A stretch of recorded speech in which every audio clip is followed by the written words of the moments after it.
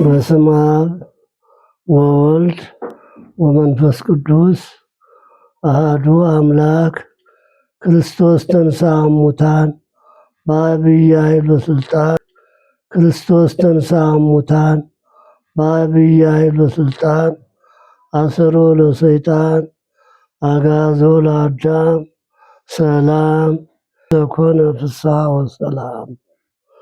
አዎ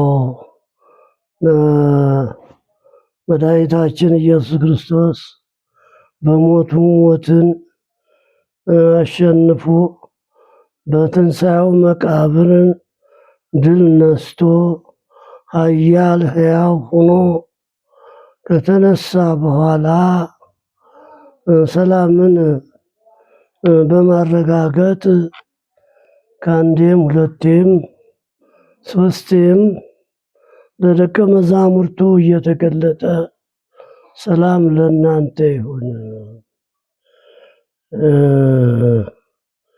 እያለ ተገልጾላቸዋል። ይህ በዓል ለክርስቲያኖች የነፃነት በዓላችን ነው። ጠላታችን ዲያብሎስ የወደቀበት የታሰረበት ተዘግታ የነበረች ገነት የተከፈተችበት የሰው ልጆች ከስራት የተፈቱበት ከባርነት ወደ ጌትነት ወደ እግዚአብሔር ልጅነት ወደ አጡት ወደ እግዚአብሔር ልጅነት የተመለሱበት የደስታ በዓላችን ነው እና በዚህ ይህን በዓል ስናከብር የሰላምታ መለዋወጫችን ክርስቶስ ኃያል ሕያው ሆኖ ተነሳ፣ ጠላትን ዲያብሎስን ሰይጣንን ድል ነሳው፣ አዳምን አዳነው፣ ሰላም ሆነ። ከዛሬ ጀምሮ ከእንግዲህ ወዲያ ሰላም ነው፣ ደስታ ነው የሚል ነው የምስራቻችን።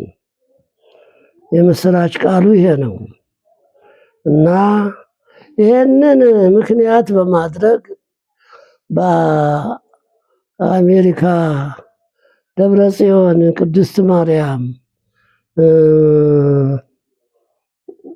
ደግሞ ስሟ አይያዘኝም ማን ቦታዋ ሜሪላንድ ቅድስት ማርያም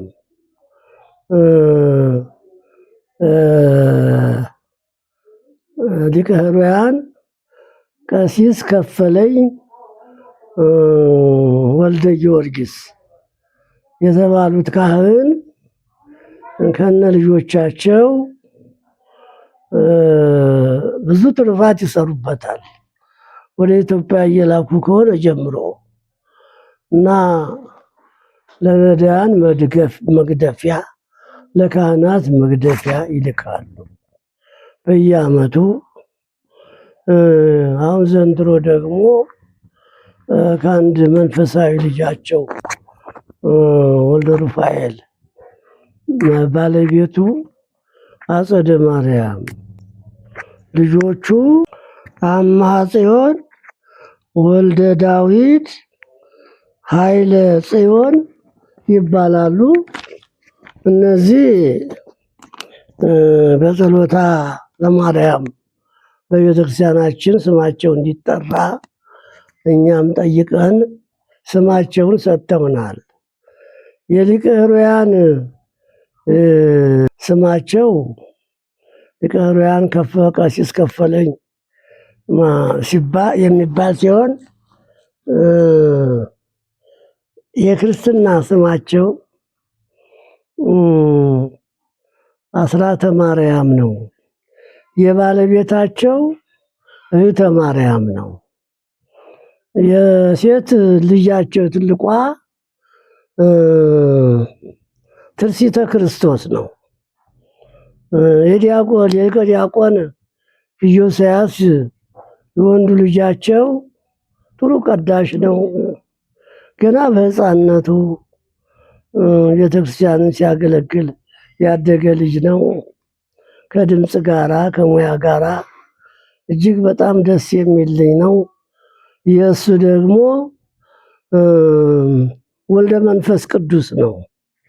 እነዚህ በጸሎተ ለማርያም መጠራት የሚገባቸው ናቸው። አሁን ደግሞ በላኩልን ገንዘብ ተደግሶ ኮሚቴ ተቋቁሞ በአቡነ ጴጥሮስ ቤተክርስቲያን ግቢ ድንኳን ተጥሎ የአዳም ሐሙስ ፊታችን የአዳም ሐሙስ ከ350 በላይ የሚሆኑ ቀሳውስት፣ ዲያቆናት ክርስቶስ ደግሞ አሃዌ የሚላቸው ችግረኞች ወንድሞቻችን ጭምር የተያያዘ ድንኳን ተተክሎ እዚያ ውስጥ በዓላቸውን ያከብራሉ።